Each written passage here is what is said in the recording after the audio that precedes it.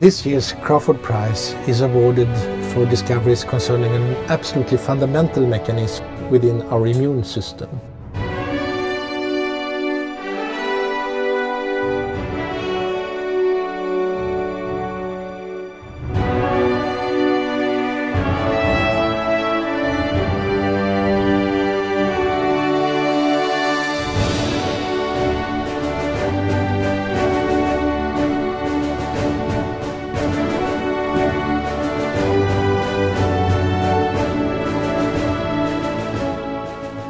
The normal function of our immune system is to defend us against threats from the external world, like bacteria, viruses, parasites. But this defense system can become overambitious. We usually describe it with military metaphors. It has a frontline defense, it has intelligence, it has missiles, etc. And when the system becomes overambitious, it causes collateral damage.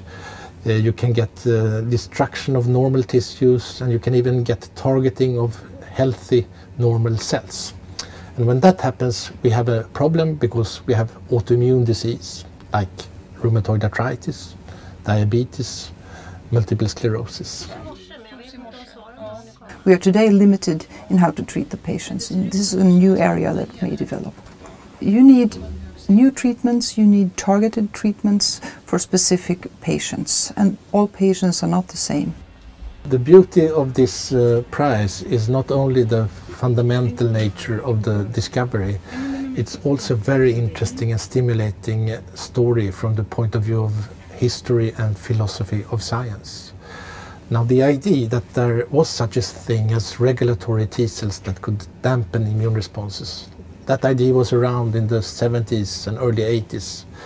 But for different reasons it fell into disrepute. And nobody believed in it. But one of our laureates, Sakaguchi, was very persistent, and he continued his research around these cells. And the story is about him and two other men, 3 men and 3 mice, really.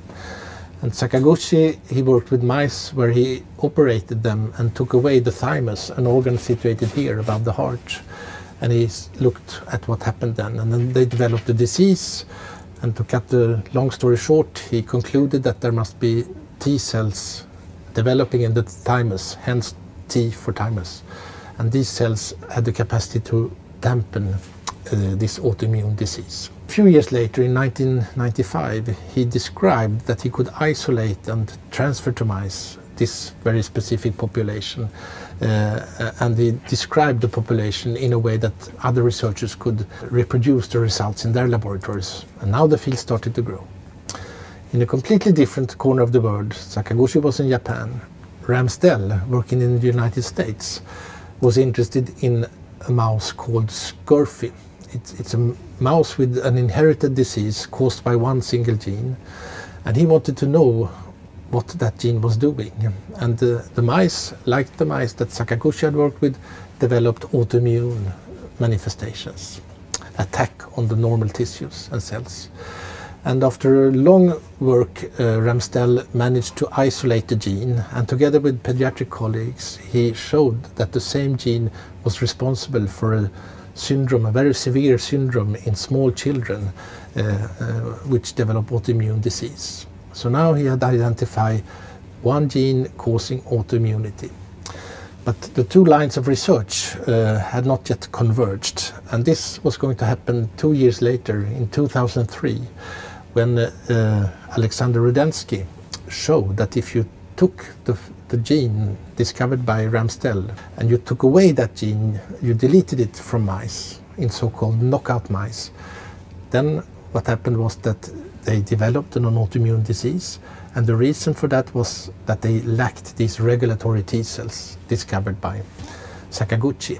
So now these 3 discoveries by these 3 men with these 3 mice completely transformed the world of immunology. Now everybody understood that we are going to observe and analyze these regulatory T cells, because then we can learn important things about how autoimmune disease like arthritis develops. So this is a new way to develop treatments, I think, for a subpopulation of patients with rheumatic conditions or autoinflammatory conditions.